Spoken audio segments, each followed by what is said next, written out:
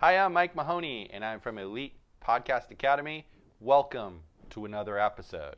So, today I want to talk to you about fishing for listeners. You've jumped in both feet first and you started your first podcast. You're consistently creating amazing content on a regular schedule. Now you're seeking a large listener base. Every podcast has the goal of growing both in quality and in quantity. Your listener base is what determines your show's success. Naturally, a big listener base means a more successful show. However, not every podcast is destined for immediate success, in which case, groundwork is required. There are a few very effective methods available for you to use that will assist in growing your listener base. Now, the first area we want to talk about is networking. All right?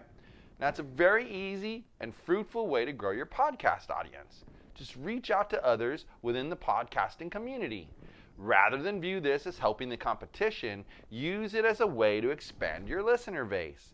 Tap into those contacts you already have and use them to your advantage. An interview with someone else in your space can be used as quality content while also cross-targeting audiences. Collaborations with others can have the same effect and can definitely be used as a way to learn new tips and tricks. Who knows? Maybe a partnership is in the cards.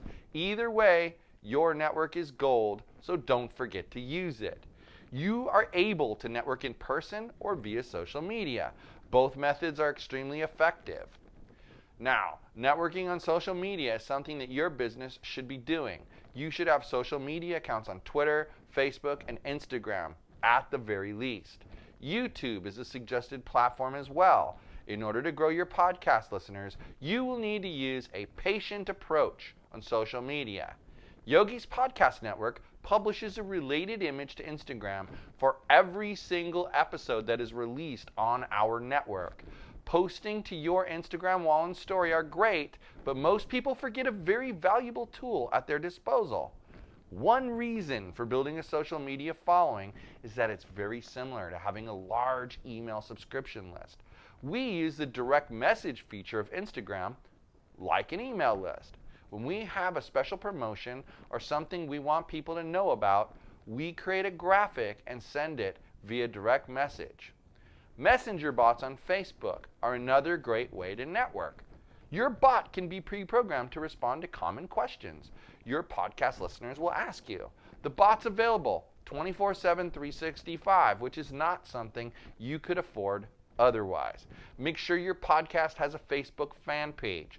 You can get busy attracting likes on your fan page and later use that page to market your podcasts and other services. Twitter is a completely different animal. With Twitter, you want to pay attention to what people are asking about your niche. When you see a question, you answer it. Take the time to go give a thorough answer. At times, I will record a video of myself answering the questions and then respond to the question with a little explanation and a link to the video. I've found that it works very well.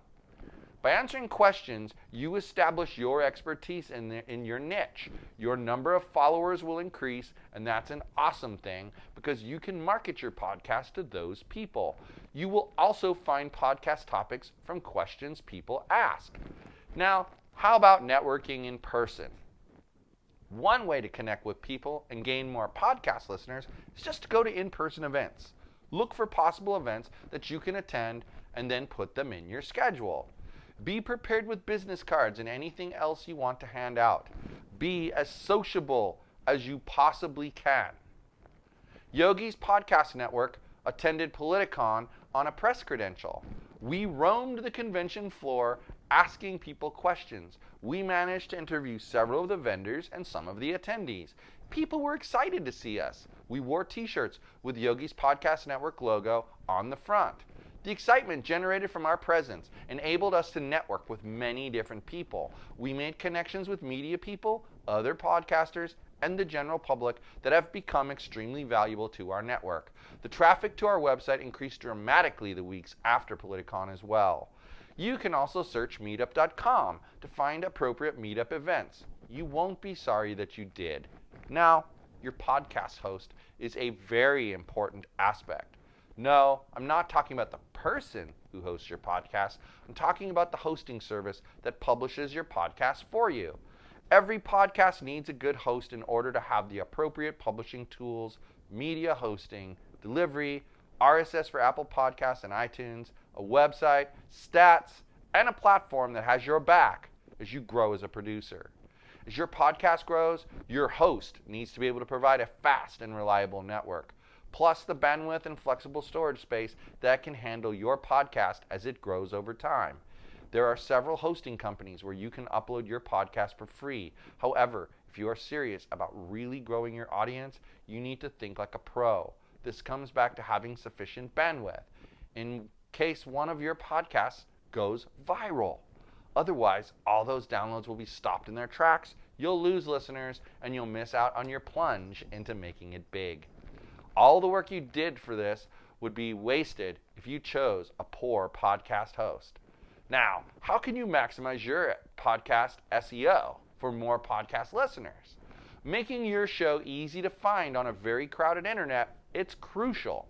This can be done by using the right keywords, titles, descriptions, and content. A podcast that featured on the first page of Google is obviously going to attract more first-time podcast listeners than a podcast who shows up on page 50. Likewise, a show that launches on iTunes and makes it into the new and noteworthy section will see the same success. The key is to optimize your podcast both for typical Google searches and for the search engines of each respective podcast directory that your show is listed on. This means including target keywords in your podcast name and description, as well as each individual episode's name and description. The ultimate goal is to hit iTunes top podcasts, a goal that requires time and a combination of great content, strategic marketing, and great SEO optimization. Be sure to add every episode of your podcast as a separate blog post on your website. Take the time to include show notes. Some people actually transcribe their episodes and publish a transcript as show notes. This can be expensive, and I've yet to see concrete evidence that it makes any difference at all. At Yogi's Podcast Network, we create a summary of the discussion from each episode and publish that as the show notes. At times, if an interesting episode exists, we create a PDF transcript and offer that in exchange for an email address. It has helped grow our email list tremendously. Take the time to perfect the SEO on your podcast website. You will reap the rewards from it in the end. Now make sure you're interacting with the internet. Successful podcasters don't do it alone. There's an abundance of amazing community platforms available online that can be used to network, converse, and discuss. Use these platforms to interact with podcast listeners, potential new podcast listeners, and even possible future guests.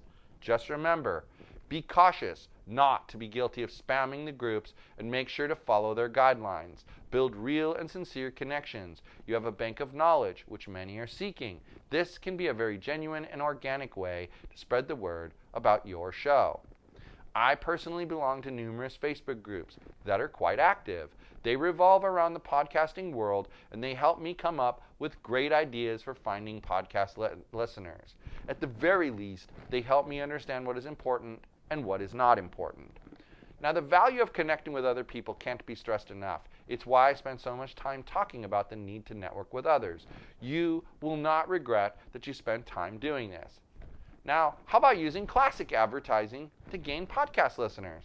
Sometimes the most classic form of advertising is just the way to go. Facebook and Instagram are two obvious places to invest in advertising. Once you've figured out what keywords to target, consider paying for paid advertising on Google AdWords, Reddit ads, Facebook ads, and StumbleUpon ads. This is just an initial strategy, a sort of temporary measure until you see the growth you're looking for. Your first podcast listeners are going to be the hardest to get, so it's worth the money you'll spend on getting those early podcast listeners. Other than classic methods, some less obvious places could be on a relevant blog or even being featured on someone else's podcast. Of course, this method does carry some financial risk as the return is not guaranteed, but the reward is definitely worth it. Why Facebook advertising? Anytime you consider running a Facebook advertisement, you need to ask yourself why. What is your end goal? Since you're paying some money for the ads, you need to have a stronger reason than just wanting to get your people to listen to the show. Maybe it's sales of your product or service. Since you promote them during your show, more podcast listeners might mean more sales. Maybe it's lead generation. You might offer a free download of some kind during your episodes, and more podcast listeners could mean growing your email list more quickly. Maybe you have sponsors, or your goal is to get a sponsor. Either way, more podcast listeners and downloads is going to be huge for you. Or maybe your goal is to simply get in the iTunes New and Noteworthy section.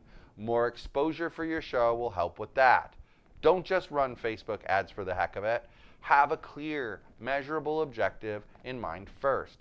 How do you measure the effectiveness of your advertisements? Well, unfortunately, when you're using Facebook ads to promote a podcast, measuring the effects of your ad isn't super straightforward. If your goal is webinar registrations or email opt-ins, for example, you can see the results of your ads right in Facebook. Not so when you're promoting a podcast. Of course, you can measure things like click-through rate, but if you're sending traffic from your ad to iTunes or Stitcher or SoundCloud, which we'll talk about more in a minute, you're not able to track the number of downloads with Facebook's conversion tracking pixel. To measure the effectiveness of your ads, I recommend doing the following.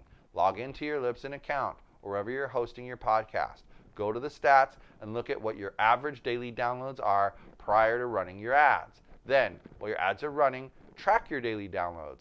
Once you've stopped your ads, see what your daily average is. By looking at before, during, and after stats, you can make some pretty accurate assumptions about the success of your ads. And on the flip side, if you're sending people from your ad directly to your show notes page, you could have a free download where you could measure the number of leads you get by using Facebook's conversion pixel. But you're again left not knowing how many episode downloads/listens you got from that ad spend. Now, how do you encourage listener interaction?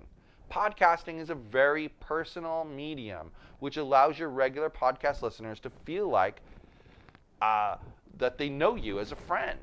This makes podcasts ideal for fostering engagement with your fans. Encourage engagement by letting your podcast listeners ask questions on social media platforms and then take the time to either answer them directly or by creating a Q&A section on the show. Not only does this interaction strengthen the bond between you and your podcast listeners, it also gives you a better understanding of what your audience wants, needs, and expects from your podcast. Your podcast listeners will give you the inside view on exactly how to improve your podcast.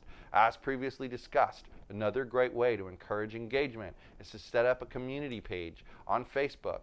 This provides a place for your audience to come together, discuss the episodes, and really explore the topics in greater depth.